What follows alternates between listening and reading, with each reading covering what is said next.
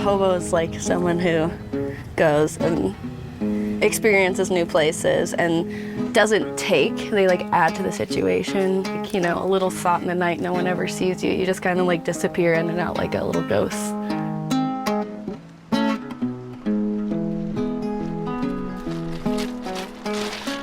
This is literally historical.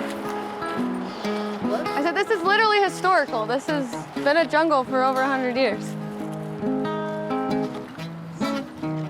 That's going on this. They look like arborists, like lake guards.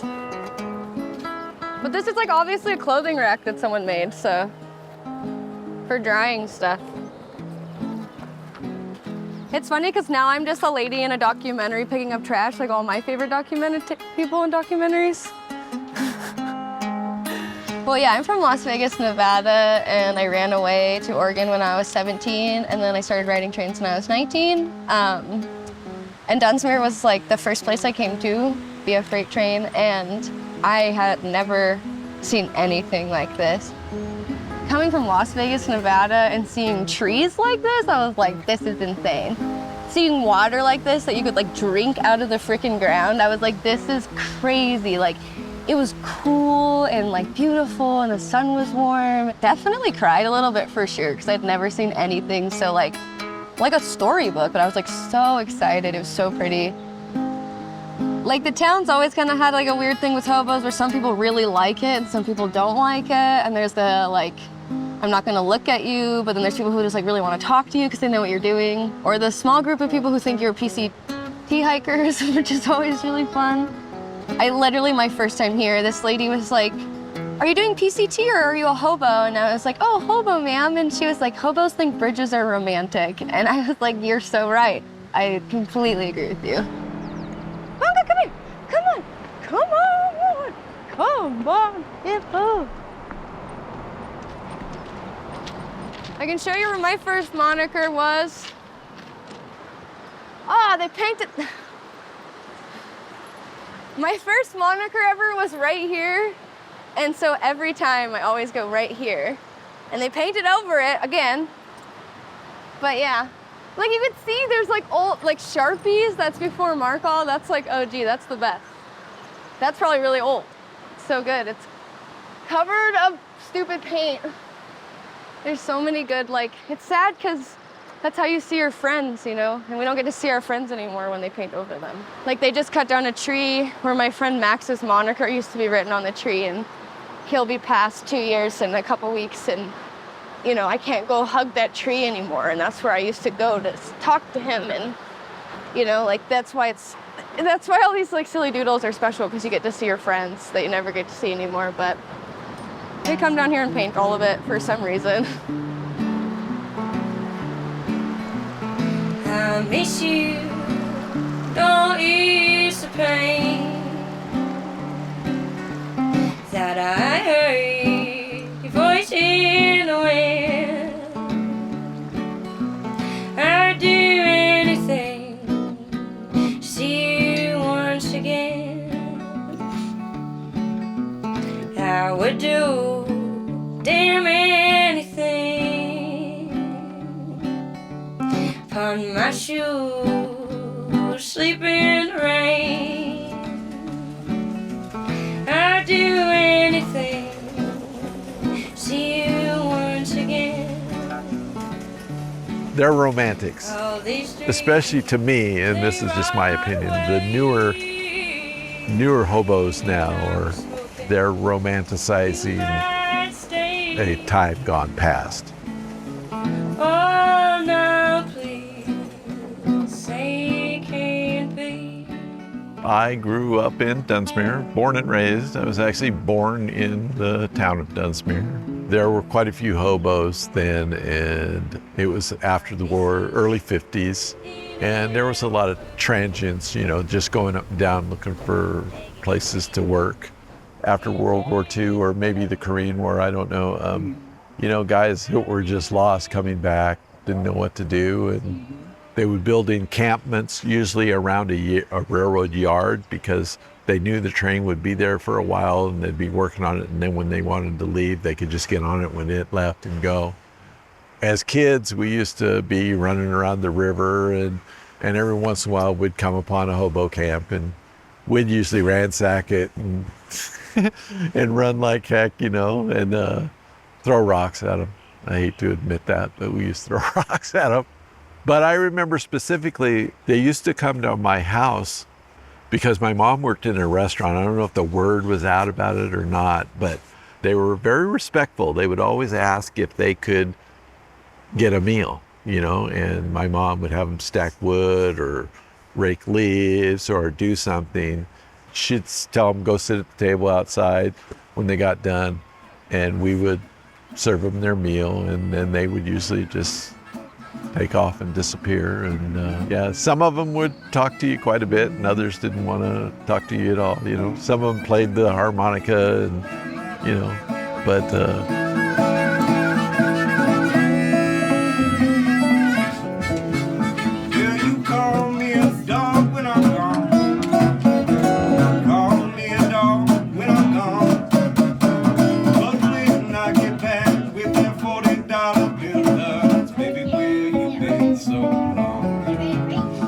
from my ex to go like do rips, like to practice before we went east, leaving Eugene to come down to here because it's like the most iconic and simple, and I get to meet this really old guy named Slick. It's funny, he'd kill me for calling him really old, but I mean, whatever.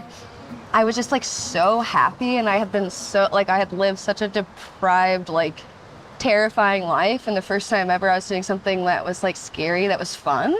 And so it was like really like, it was cool because I was like, I can handle fear, and now I'm doing something that's like so fun. I'm like watching Slick, who's a total like storybook character. I mean, like he has like hobo pride tattooed on the back of his leg. He talks in like all this old lingo and code, and like he's calling me a Flintstone kid, and they called us Flintstone kids because we had like face tattoos and like lots of bone jewelry and like septum rings and stuff like that. And it was crazy because he would sit on the mini well and put his feet down towards the knuckle, and I just kept being like, that's like rule number one, like never, what? I was like kept getting really freaked out. And like looking at my ex, and my ex is like definitely panicked, and Slick's just, I smell the Burger King, we're passing Mount Shasta. And I'm like, what the fuck? Like every time I see that Burger King, every time I'm on a train, anytime I'm in the car, I like now hear, oh, I can smell the Burger King. Like it's so funny, like he got me forever with that. I think that's like the most important part of traveling is getting to collect the memories of like the people you'll never get to see again, because I've met so many incredible people who either have tons of friends or no friends, or like have lost someone really dear to them and like just need someone to know them that they'll never see again. And it's like you get to experience a lot of vulnerability when you're just like out there with your backpack. Yeah, I remember all the people and the gifts, and I have a lot of the things still because like they're like my survival tools. You know, other people that I meet that are traveling that like teach me how to do something I've never done before, show me how to leave in a safer way, or like teach me a new song or whatever it may be. It's like this constant like sharing, and it's really cool. Holy, I love her. That's so cool. I'm pretty sure that's like, never seen that before. They must have cut that back. the lower street, Sacramento Avenue, it's a parking lot now, but there used to be a beautiful park there. That's where the passenger train stopped. Just south is the lower yard, and it was a classification yard at that time. So there were, I want to say 21 tracks. And when you look at the area now, you look at it, you go, I don't know how they had 21 tracks in there, but there were a bunch. And they were building trains. They were switching cars. There was other industries that needed cars. All the mills used rail cars. Everything, you know, everything was done by hand. I mean, the labor was done by hand, the replacing the tracks. So there was a lot of people employed here. Hobos were migratory workers. They worked the country, fencing the prairies, building our courthouses, harvesting our crops, picking fruit, building the railroad bridges, laying the railroad track. They were workers. They were part of our early union movement. They were part of our labor history. The troop trains, when they were coming back from the war, they all came back. There were no airplanes, you know. They came back and they got on a train and were going home. And so they all stopped here in Dunsmuir, it was one of the stops. So a lot of people passed through here, at that time. A lot of people. Railroad days started, I believe, sometime in the 40s. It was sometime after the war, and it was a celebration that the entire community got into. At that time, I believe, Dunsmuir was the biggest town in the county. Even when I was a kid, it was a big deal. I mean, the entire community got into it. It was just a good time.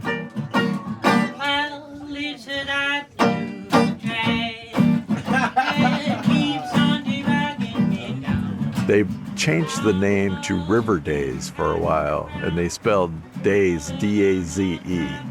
And they encouraged a lot of alcohol, and it was a daze. That was in probably the 70s, early 70s.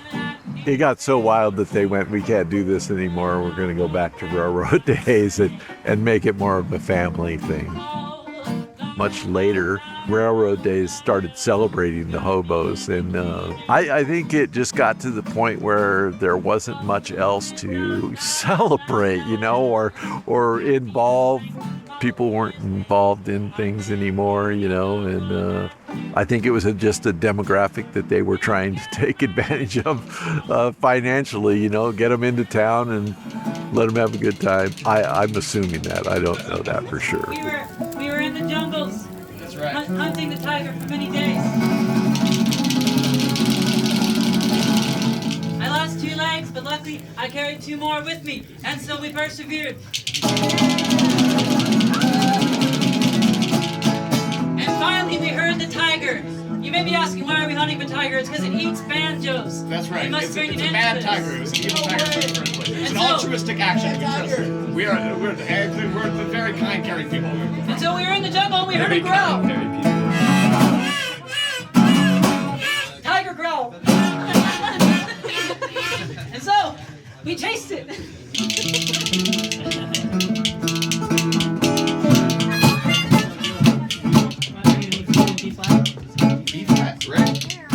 No. No, Hey! You're really building the suspense. Alright, how y'all doing? I'm so glad to leave. Yeah, who's that? This is Roscoe. Roscoe!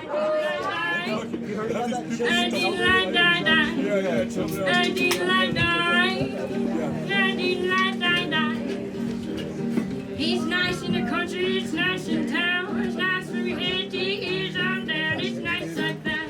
Yeah, I probably started busking to feed myself and my sister when I was like 13, 14, probably closer to 14. It's kind of like a blur, but yeah, I would go on the strip and like sing a cappella. As a kid, you don't really like need much. I was like a mega teen alcoholic, but I could like figure out how to make money, or like I said, I started studying my friends' vests or like sewing or like making them an outfit. If they liked 2 of their band shirts, I would like cut them and I'd sew them together as like one shirt or whatever. And I've been singing to take care of myself since I was like, 13, 14. I've kind of always been really fortunate that people enjoy what I do and what I create from like my voice or my hands to like be able to take care of myself. Yeah, I have had to take care of myself, but I've been very privileged and like really honored in a sense that people find what I do worth them wanting to interact with also.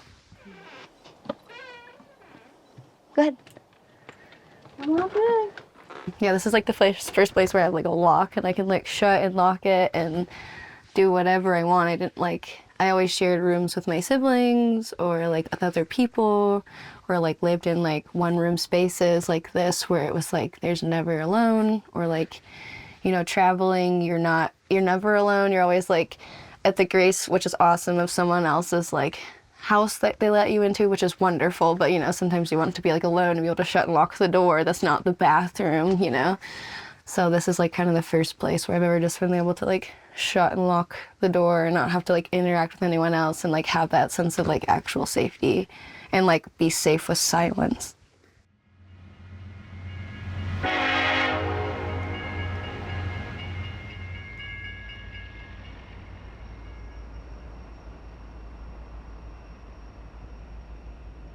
I learned about like town clothes, and that as a street musician, is like tale as old as time. You have your clothes that you do everything else in, and then when you go downtown to play your music, you put your, you know, your busking clothes on or your town clothes on. And so like, yeah, I'd always in my backpack have a plastic bag with my like nice dress that I would go into town with, because Jen had taught me that you go in with your town clothes.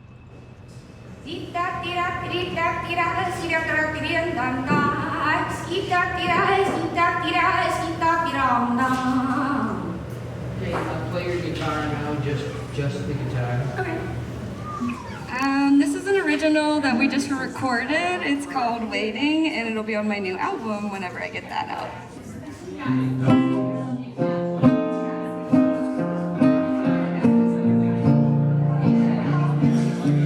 Waiting down the graveyard, wondering where you stand. We're foot in the grave now, wondering when it will end.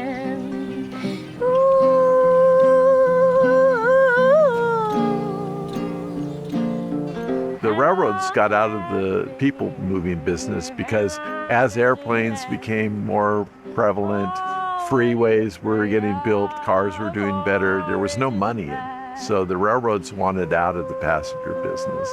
That really hurt communities like Dunsmuir, because when they stopped here, people got off the train, they shopped, they went to town, they did things until their train was ready to leave. It was kind of like railroad started dying as the community started dying, you know, and it's like any business, you can't do that stuff forever. It gets expensive, and they all start saving money here and there, and so. That's where they dwell.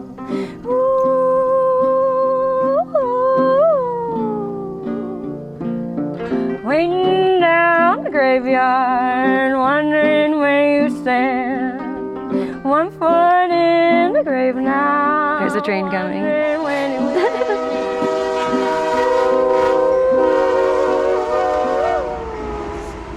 My dad was a locomotive engineer, so, you know, I used to watch Dad go by on the trains and thought I wanted to do that, and eventually I got there, you know, eventually went to work for the railroad.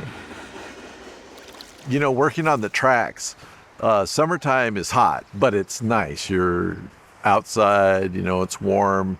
Wintertime is miserable, and I remember the first winter I was on the tracks and we're standing in frozen ground and trains are going by, and I see people I know riding by and they would wave at you and smile, you know.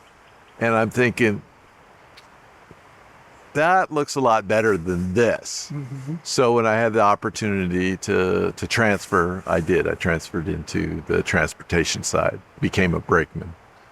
Working as a trainman and an engineer, your hours are horrendous. You never knew when you were going to work. If you had seniority, you could hold a regular job that went regular days, regular hours. I didn't have any seniority for a long time.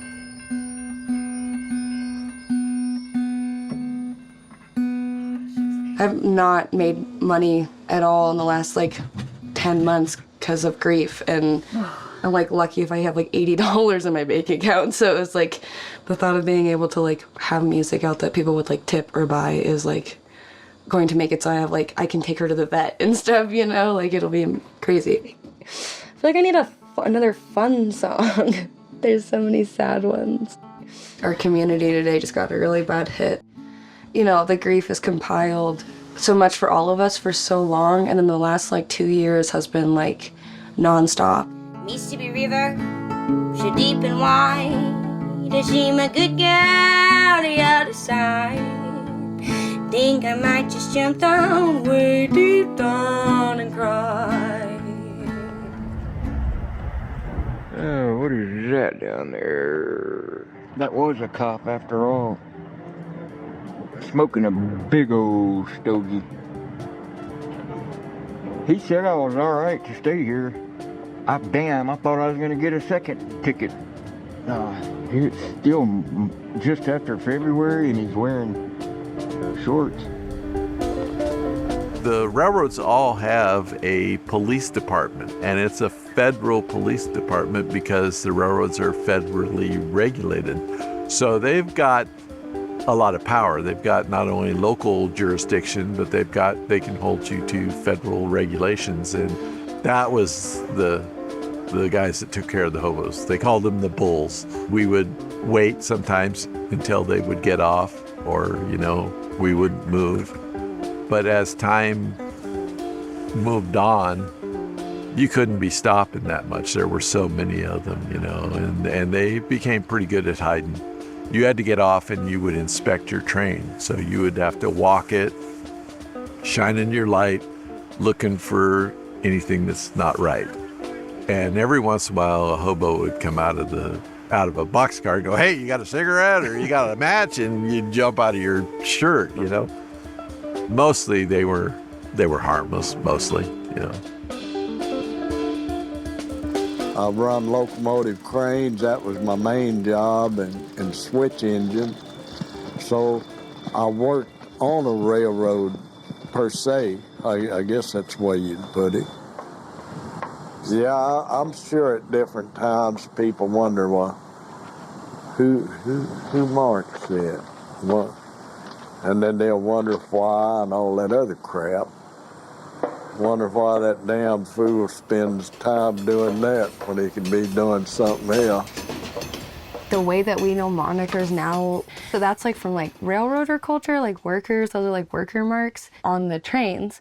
And then like hobos did more like check-ins and their own little like sketches under like bridges or water towers, or check-ins, like your name, where you're going. And so like it's somewhat submersive in the same way where they come together, but it's cool that kind of comes from workers, not like, people using the train to like go to work by foot and like hiding and whatnot. You can just like feel the texture. Inside of here is super sick. It sounds really pretty in there when you sing too. It's like crazy. There's only one thing that I long for when I reach that heavenly land.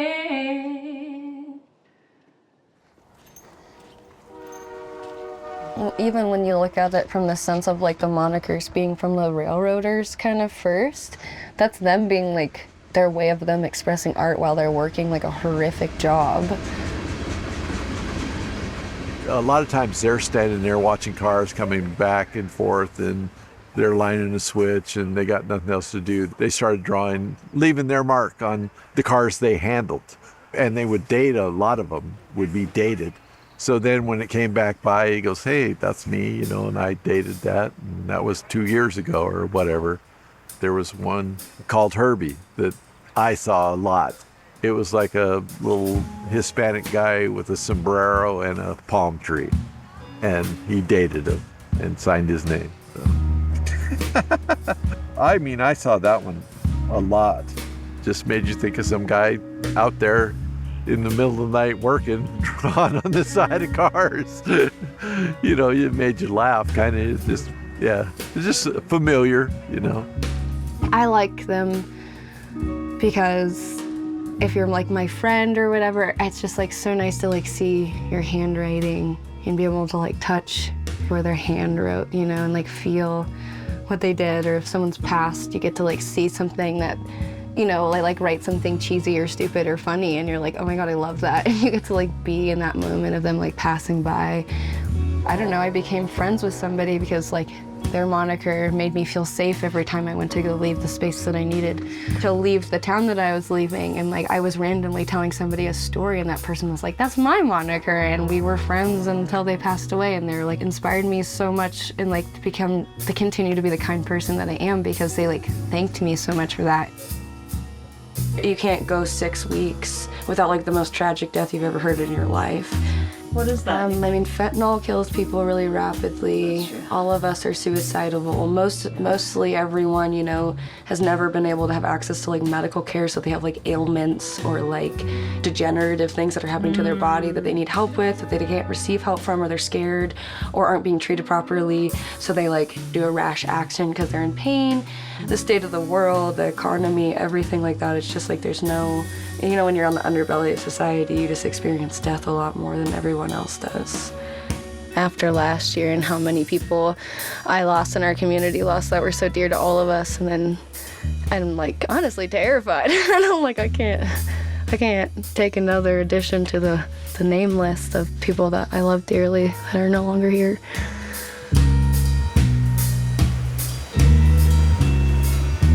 In a lot of like the queer community, a lot of people don't get to grow old.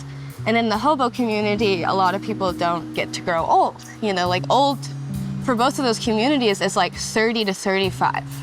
And that's insane. You know, a lot of people don't even like learn their first life until they're 35. And a lot of people in both those communities and the overlapping of those communities don't get to experience that. And I just think it's really wonderful that there's so many queer people out and so many women out and so many femmes out and so many trans people that are like heavily active in my community, because like there are actually people growing old. And like the thought of having like elders in our community that like have learned all these things and have these skills and want to teach it and give it in a safe way where people continue to like meet their needs and do what they need to in this community is like so special. And that's like not something that anyone has really seen. You know, trans people don't get to grow old. Like women don't get to grow old, especially not a person of color, a woman of color, a trans person of color. Like they don't get to grow old. And if they get to grow old in this community, it's like 10 times wilder because they survived things that are unspeakable and they saw the most beautiful things. And if they could give that to the younger generation, it's like so special. And I'm just excited to just see my friends get over the age of like 30.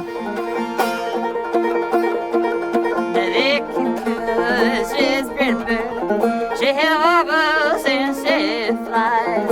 She bringeth good tidings, for she telleth no lies.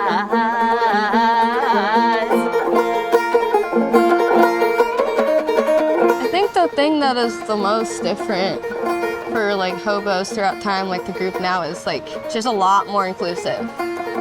You know, there's been groups of people who have always stood up against like bad people that hurt people, but now everyone's just like perfectly queer and special and literally is like, hey man, you can't say that here, and everyone backs that. And then it actually brings out a lot of like really cool like regular dudes that would just like hide off in the bushes because they didn't want to interact with the BS that's like happening at the jungle. And now it's like you're supposed to look out for each other, and that's what's really special is like, and that's never changed. You're always supposed to supply and help each other. But now it's just way more queer, and there's way less scary, nasty men that we need to like protect ourselves from, because they're honestly more intimidated to be bad and do something gross because they know that they're gonna be held accountable and everyone's gonna watch them, and we're not afraid to stand up for ourselves, and it's really special.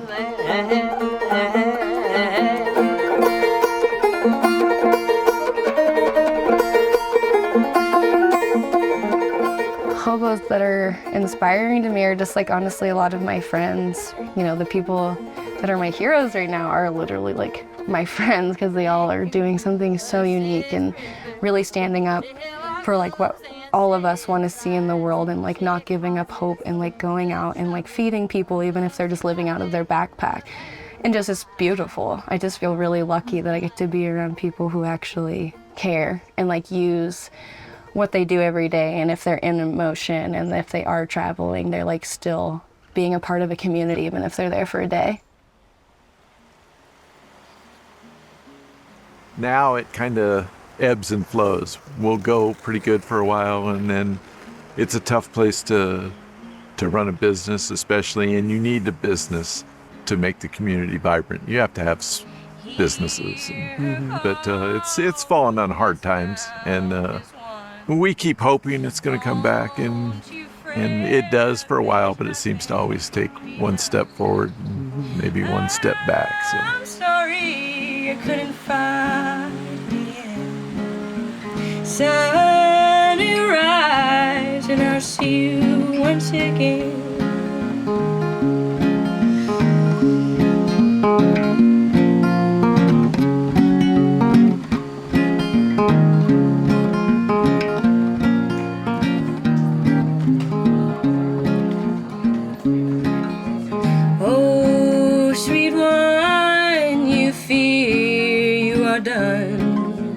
What is left that's here to be won?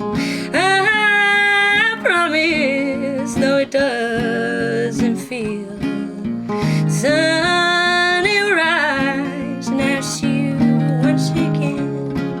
wrote that song because, like, I mean, I wrote the song because it was like my expression of like my suicide that I didn't commit, but then that made me realize like I could be an elder to people in my community. So I wanted, like, in the end to remind people that, like, if you keep, it's, like, worth it, you know?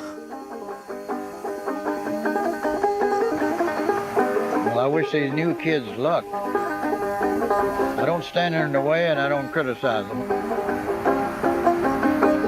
I guess they're a new breed, yeah? Somebody's gonna take these guys' place.